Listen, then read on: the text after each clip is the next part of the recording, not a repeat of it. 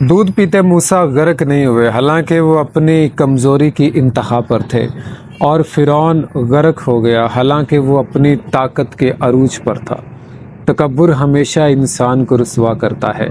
तकब्बुर चाहे हुस्न का हो, दौलत का हो, इल्म का हो, या तकब्बुर आपकी ज़ात का हो, रुतबे का हो, या तकब्बुर आपके ख़यालात का हो, तकब्बुर हमेशा आपको रुसवा करता है। तो तकब्बुर किस चीज़ का है? आप जब इस दुनिया में आए थे तो एक अजनबी चेहरे के साथ आए थे। आपके पास ना कोई ख़यालात था, ना कोई सोच थी, ना कोई विज़न या ख्वाब था, ना आपके जिस्म में कोई कुछ कर गुज़रने की ताकत थी, ना जो लोग आपके इर्द गिर्द थे वो आपको जानने वाले थे। लेकिन अल्लाह ताला ने आपको ताकत भी दी, अल्लाह ने आपको हुस्न भी दिया, अल्लाह ने आपको दौलत भी दी, अल्लाह ने आपको सोच भी दी, अल्लाह ने आपको ख़यालात भी दिए।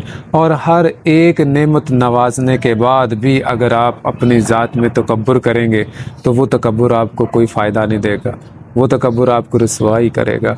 हमेशा जिस भी इंसान ने तकब्बुर किया है तो माशरा उसे बुरी निगाह से ही देखता है, कभी भी उसकी तारीफ़ नहीं करता।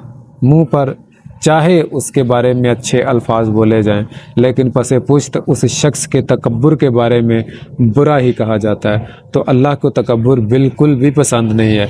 आजिज़ी अल्लाह को सबसे ज़्यादा पसंद है। झुके हुए दरख्त को ही हमेशा फल लगता है, झुका हुआ शख्स ही हमेशा कामयाब होता है। अपने इर्द गिर्द अपने लोगों के साथ मिलें और अपने आप को जो है तकब्बुर से बचाएं। इसी में फ़लाह है, इसी में कामयाबी है और इसी में अल्लाह की ज़ात का कुर्ब हासिल है। अगर आप तकब्बुर से पाक हैं तो आप एक अच्छे इंसान हैं।